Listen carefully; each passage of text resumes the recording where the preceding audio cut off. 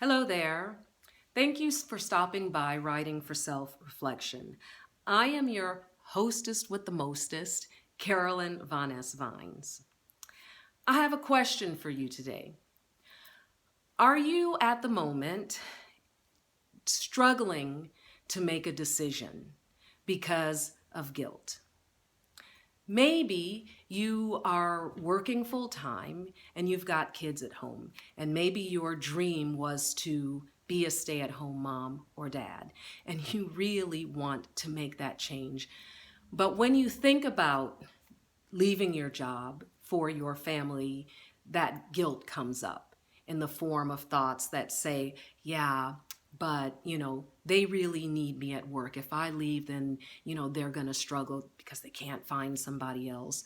Or gosh, we really need that money. We can't make any adjustments, so you know what, I better not leave. Or, well, we could make some adjustments, but then I'd feel bad because my husband or my wife would still have to work. Or maybe the scenario is the opposite, that you are a stay-at-home parent and you're thinking, look, these little rugrats is getting on my nerves. I need to get up out of here. I need to go work. But you feel guilty for thinking that. And so the decision that you make, you can't make a decision because of that guilt. Or maybe another scenario is that you are in a relationship that doesn't serve you anymore, and you want to end that relationship, but you're thinking, yeah, but they're gonna feel so bad. He or she's gonna feel so bad. Well, what are they gonna do? And I don't wanna be mean. So you continue on in this situation for much longer than you need to because of guilt. So the other day, this issue came up in my brand awareness group.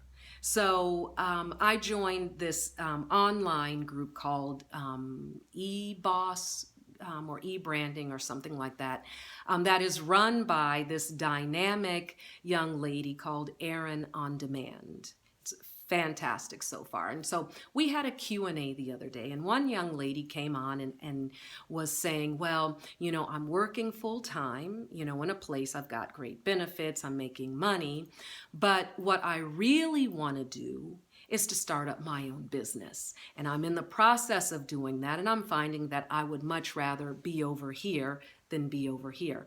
But I feel so guilty for wanting to leave my job because it's a good job, I'm making good money, and I know there are so many people out there who don't have jobs. And so what I want to know is, how can I, maybe work 2 or 3 days over here so that I have more time on something that I really want, but I want to do that, but I don't want to feel guilty. I don't want to feel the guilt around that. So here is the thing about guilt. If you think of your emotions or our emotions on a spectrum, this line that is the spectrum, on this end of the spectrum, you've got your emotions like shame, guilt, fear, anxiety, anger, resentment, and so forth.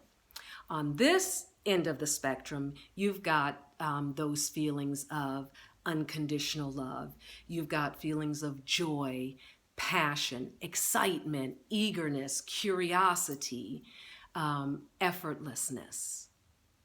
Now, all of these feelings are natural, right? We all have them, and we need our emotions in order for us to navigate our environment. So, in and of themselves, emotions are not bad. Yes, we call them negative and positive, but it doesn't mean that we should not feel or acknowledge the so-called negative emotions, the emotions that are on this end of the spectrum. We recognize them because they are, and we don't want to feel them because they are very dense. They have very dense, heavy energy. And this energy really just slows us down. And sometimes when we get stuck in it, it paralyzes us. well, think of indecision. We cannot make a decision because we feel stuck in these emotions because we don't want to feel them. Whereas on this end of the spectrum, we have these high, these light feeling emotions that, we all know, hopefully we all know what inspiration feels like. It feels like we can, we're just expanding. We can do anything. The joy and passion. We all know happiness. We all know what that feels like. Fun. These emotions are over here, the so-called positive emotions. So this young lady expressed something that a lot of us do, right? When we are in a position to make a change, to do something that we really want to do, we feel like, gosh, I should not be wanting to do this. For whatever reason, I shouldn't want to do this. So we want to avoid this heavy feeling.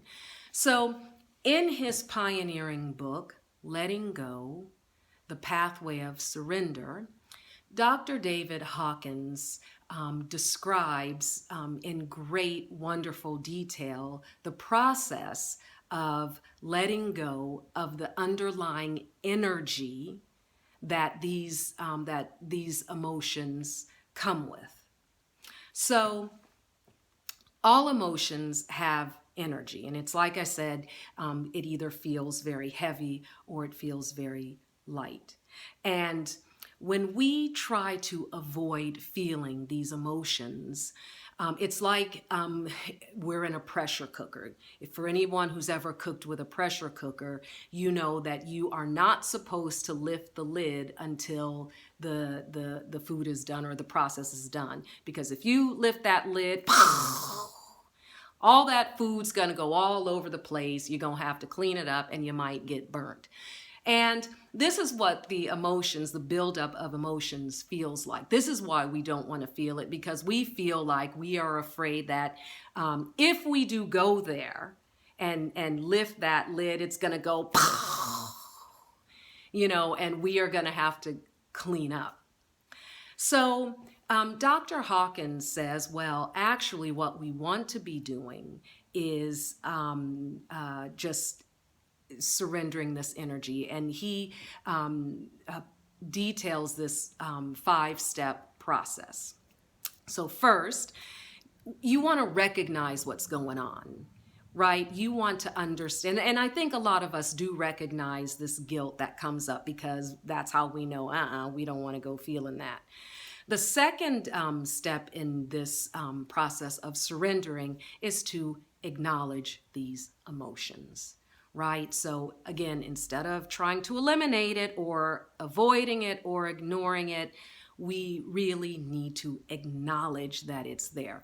The third step, once we've acknowledged it, is to find a way to disassemble it, to find a way to let some of that energy go.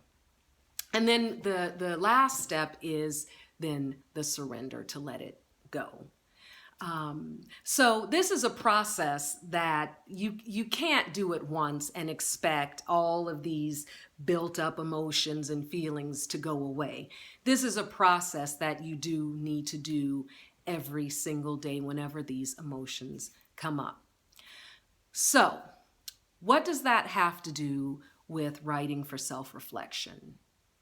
Well, journaling, which is a big part of what we're about at Writing for Self-Reflection, journaling is a moment of acknowledging these emotions. When you journal, you have to sit down, because I don't know of too many people who can really write standing up. You might ask a child to bend over so you can put your book or you can put your notebook on their back, but I don't think that's going to be very comfortable for your child or your husband or whoever else. So when you journal, you have to sit down. When you're writing longhand, because you need to write longhand, when you're writing longhand, your brain calms down. And this is scientifically proven that it has a calming effect on your brain. When you sit down to journal, You are creating a moment for yourself in order to really pay attention to how you feel and engage these particular emotions. And at the time of journaling, when you start doing this consistently, you are practicing feeling whatever emotion comes up, and you are practicing looking at it and engaging it and seeing that, oh, was this all it is? Actually, now I understand, now I know what guilt feels like.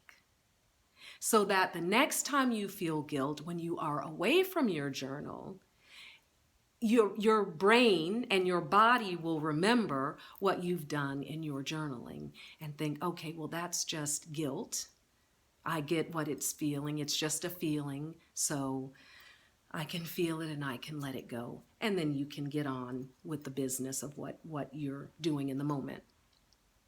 So try this the next time, or even you don't have to wait until you feel guilty. You can sit down right now with your notebook, your favorite pen, and you are going to write out a conversation with guilt. You are going to treat guilt as you would a really good friend.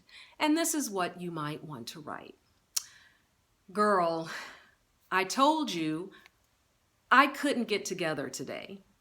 I am busy getting my business together. And I already said that today is not a good day. This week is not a good week, and it's not going to happen. So you're going to have to get up and get out of here.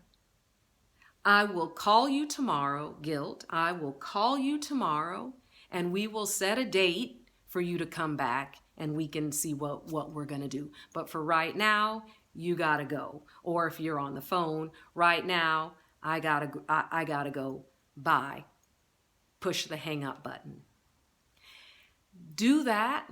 Do that for 5 minutes. Have this little conversation as you would with your best friend. Do that for 5 minutes. Set your timer for 5 minutes. Once that timer goes off, I want you to stop, and I want you to just take stock of what's going on in your body, whatever feelings, whatever sensations. And then I want you to write for another 5 minutes about what you feel in your body. Once you've done that, once that timer goes off, I want you to write in your journal, now I see guilt like, and then you go for 10 minutes using that journaling prompt. And just take stock of how you feel afterwards when that 10 minutes goes off. And then I want you to write for 3 or 4 minutes what stands out for you about this process that you just did, this journaling process that you just undertook. And once you've done that, leave a comment below. Let me know what happened and how it feels or how it felt.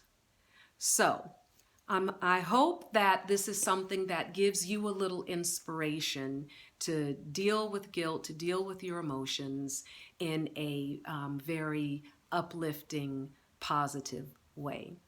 Thank you for listening, and I'll see you the next time. Bye-bye.